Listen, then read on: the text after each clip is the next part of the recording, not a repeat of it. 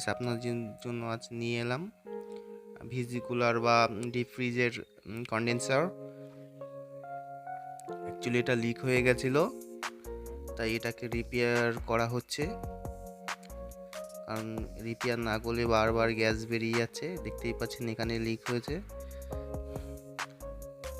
এখানে আর একটা লিক হয়েছে, তাই এখানে কপার পাইপ দিয়ে নতুন করে আবার রিপেয়ার করা হয়েছে, কপার ঝালাই করে।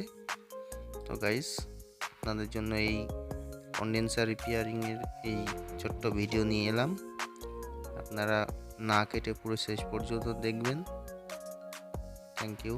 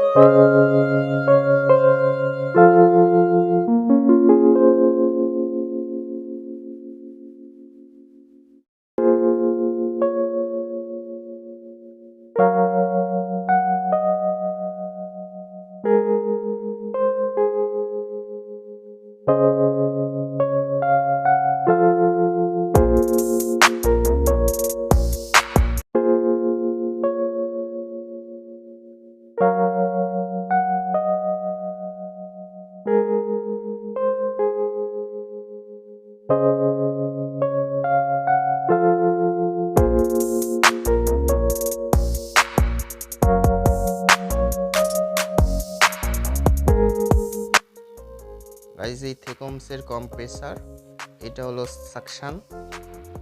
এই সাকশন দিয়ে গ্যাস ইন হবে। এটাও সাকশন, এটা গ্যাস চার্জিং এর জন্য করা হবে।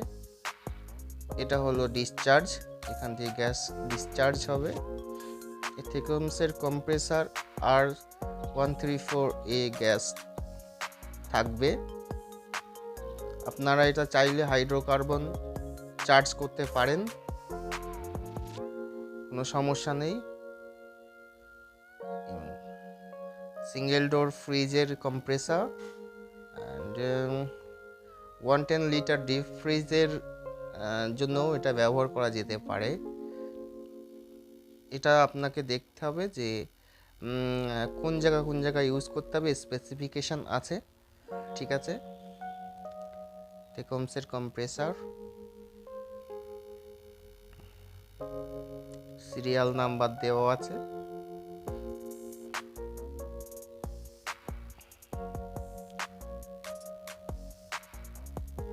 Thank you.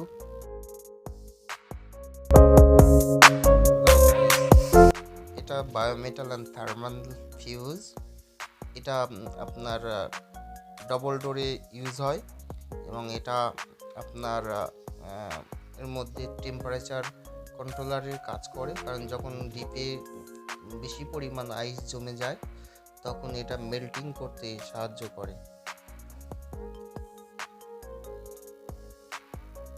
গাইস এটা মিৎসুবিশি রেফ্রিজারেটর 12 ইঞ্চি আপনার হিটার আছে। এটা যেখানে 12 ইঞ্চি হিটার লাগবে, এটা গ্লাস হিটার আছে, আপনি ইউজ করতে পারেন গ্লাস হিটার। যেখানে আপনার 12 ইঞ্চি জায়গা আছে কুলিং কয়েলের তলায়।